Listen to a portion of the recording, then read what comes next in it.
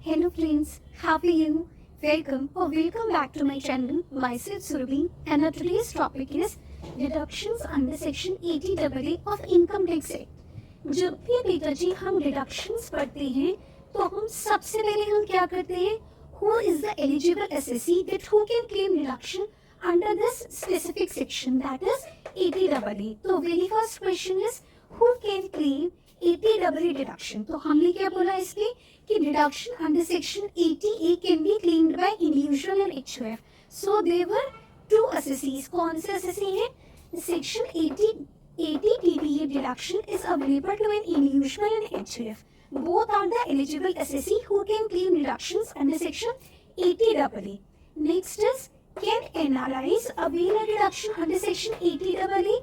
क्या जो NRIs होते हैं वो डिडक्शन क्लेम कर सकते हैं अंडर सेक्शन 80AA? तो हम इसमें क्या पढ़ते हैं बेटा जी, NRI क्या होते हैं, देखो वो दो तरह के अकाउंट्स मेंटेन कर सकते हैं इंडिया में, NRE and NRO. What do you mean by NRE? Non resident external account and NRO non resident ordinary account.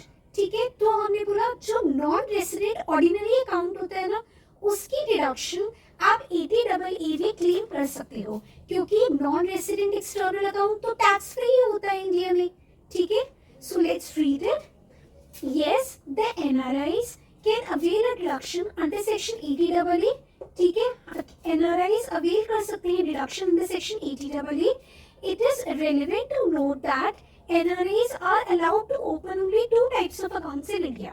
जो NRIs होते हैं वो दो तरह के अकाउंट्स ओपन कर सकते हैं इंडिया में. ठीक है, first is NRE, that is non-resident external account, and NRO, that is non-resident ordinary account. However, only the NRO savings account holders, सिर्फ जो NRO that is non-resident ordinary account savings account holders can claim the benefit under section 80AA as interest earned on NRE account are tax free. क्योंकि जो interest NRE account पे non resident जो interest NRE account पे NRIs को मिलता है वो तो ऑलरेडी टैक्स फ्री होता है. तो वो किस इंटरेस्ट की डिडक्शन क्लेम कर सकते हैं सेविंग्स अकाउंट होल्डर्स? सिर्फ NRO अकाउंट की, that is non resident ordinary account. तो this point is very much clear. Who is the eligible assessee? There were two eligible assessees, individual and HUF. And can NRI can avail a deduction? Yes, and NRI can avail a deduction under section 80AA only on NRO account, that is non-resident ordinary savings account. ठीक है. Now next is you can claim a deduction for interest income earned from the following. तो हमने बोला कि 80 TDA में हम किस income की डिडक्शन क्लेम कर सकते हैं? इंटरेस्ट इनकम की डिडक्शन क्लेम कर सकते हैं. बट इंटरेस्ट में भी 3 पॉइंट्स है. ठीक है, वी हैव 3 पॉइंट कि 80AA is deduction against interest. जो भी आपने इंटरेस्ट इनकम रिसीव करी है एक पर्टिकुलर फाइनेंशियल ईयर में, आप उसके लिए डिडक्शन क्लेम कर सकते हैं. ठीक है, बट वो इंटरेस्ट इनकम आपको कहाँ से मिलेगी? आपके पास सेविंग्स अकाउंट होल्डर है, आपके पास सेविंग्स अकाउंट है बैंक के पास, आपके पास सेविंग्स अकाउंट है कोऑपरेटिव सोसाइटी के पास, जो कौन सा बिजनेस कैरी कर रही है? बैंकिंग बिजनेस कैरी कर रही है. और आपके पास सेविंग्स अकाउंट है from post office. Let's give a thorough read. You can claim a deduction for interest income earned from the following. From a savings account with the bank. savings account किसके पास होना चाहिए? आपके पास bank का. From a savings account with a cooperative society carrying on the business of banking.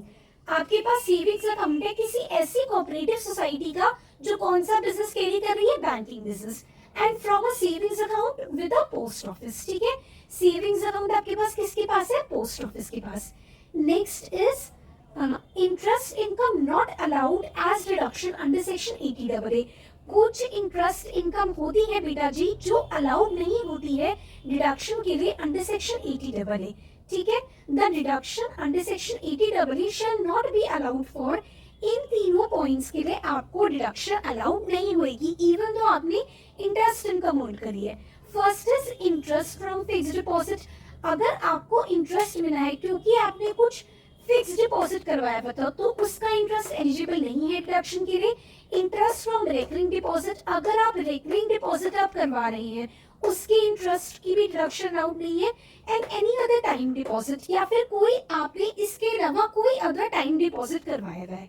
तो time deposit क्या होता है बेटा जी? टाइम डिपॉजिट वो अमाउंट होता है जो आपको रिकवरेबल होता है, दैट इज रीपेबल होता है after the expiry of fixed period. एक फिक्स्ड पीरियड होता है, एक फिक्स्ड या फिर से एक फिक्स्ड टेन्योर होता है, उस फिक्स्ड टेन्योर पे आपको आपने जो भी डिपॉजिट करवाया था वो आपको रिपेबल हो जाता है। ठीक है, तो हमने क्या बोला कि इन 3 इंटरेस्ट इनकम को हम अलाउ नहीं करेंगे as a deduction under section 80 DDA।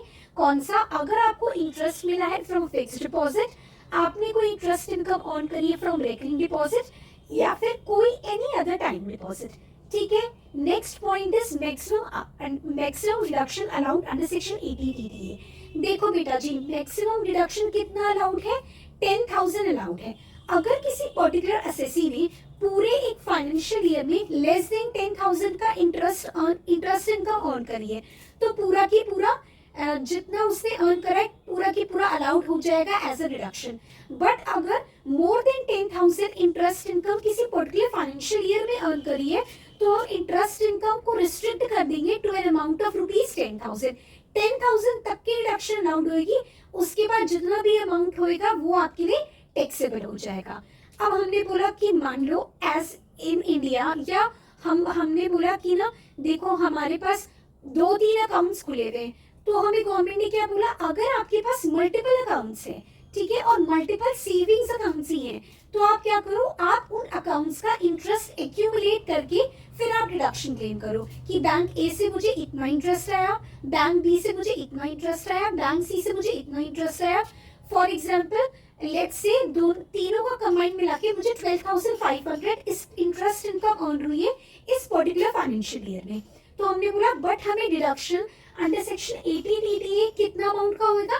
सिर्फ 10,000 की डिडक्शन हमें अलाउड होगी और बाकी का बैलेंसिंग अमाउंट हमारे लिए टैक्सेबल हो जाएगा। ठीक है, so maximum deduction allowed under section 80 DDA, the maximum deduction is limited to ₹10,000। हमने बोला कितना maximum amount of deduction limited है? 10,000। If your interest income is less than 10,000, अगर बेटा जी आपकी इंटरेस्ट इनकम लेस देन 10,000 है, 10,000 से कम है, the entire interest will be allowed as deduction. पूरा की पूरा जो आपने इंटरेस्ट इनकम अर्न करी है वो आपको डिडक्शन की तरह अलाउड हो जाएगा। But if your interest income is more than 10,000, but अगर आपने इंटरेस्ट इनकम एक पर्टिकुलर फाइनेंशियल ईयर में मोर देन 10,000 है, then your deduction will be limited to ₹10,000। तो हम आपकी डिडक्शन को लिमिट कर देंगे, दैट इज रिस्ट्रिक्ट कर देंगे to the sum amount of ₹10,000। Note, if you have to consider your total interest income। आपको बट अपनी टोटल इंटरेस्ट इनकम कंसीडर करनी है।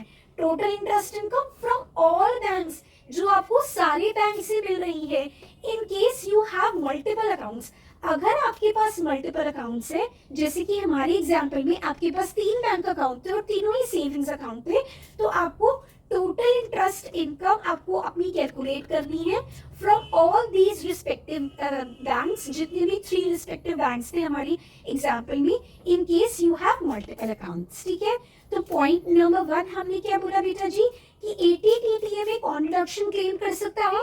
Individual and HUF। फिर नेक्स्ट हमने इसका सब क्वेश्चन में हमने बोला क्या NRI डिडक्शन क्लेम कर सकते हैं 80 DDA में? तो हमने बोला यस, NRI डिडक्शन क्लेम कर सकते हैं 80 DDA में, बट वो सिर्फ अपने NRO अकाउंट पे डिडक्शन क्लेम कर सकते हैं। NRO savings account holders, that is non resident ordinary accounts, non-resident ordinary account holders can claim deduction under section 80 DDA if they have if they are savings account holders। अगर वो savings account holders है तो ठीक है, NRO savings account holders। Next हमने question बोला कि कौन कौन सी डिडक्शन अलाउड है 80 DDA में, तो हमने बोला हमें 80 DDA में इंटरेस्ट इनकम अलाउड है, पर प्रोवाइडेड कि वो आप इंटरेस्ट इनकम थ्री सोर्स से आ रही है, that is first source is having a savings account in bank, having a savings account in the cooperative society which is carrying on the business of banking, and having a savings account in post office. ठीक है, आपको savings account का interest मिल रहा है bank से, आपको savings account का इंटरेस्ट मिल रहा है फ्रॉम कोऑपरेटिव सोसाइटी जो कौन सा बिजनेस कैरी कर रही है, बिजनेस ऑफ बैंकिंग, या फिर आपको सेविंग्स अकाउंट का इंटरेस्ट मिल रहा है फ्रॉम पोस्ट ऑफिस.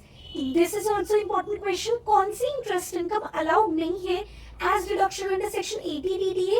तो हमने 3 पॉइंट्स बोले. अगर आपको इंटरेस्ट फिक्स्ड डिपॉजिट से मिल रहा है, या फिर आपको कोई टाइम डिपॉजिट से मिल रहा है, या फिर रेकरिंग डिपॉजिट से मिल रहा है, तो वो आपको अलाउड नहीं है डिडक्शन की तरह क्लेम करने के लिए. And the maximum amount of deduction under section 80 TTA is restricted to the sum amount of rupees 10,000. अगर आपके पास मल्टीपल अकाउंट्स है तो आपको सारे इंटरेस्ट इनकम, सारी जो भी मल्टीपल अकाउंट से आपको इंटरेस्ट इनकम अर्न हो रही है वो आप मर्ज कर देंगे, आप एक्यूमुलेट कर देंगे और फिर उस पे लिमिट लगाएंगे 10,000 की. तो 10,000 तक आपको डिडक्शन अलाउड है, और उसके अलावा कुछ भी अमाउंट है, मतलब उसके अलावा कोई भी अगर बैलेंसिंग अमाउंट है, then it would be taxable for that particular assessee. Okay बेटा जी, ठीक है.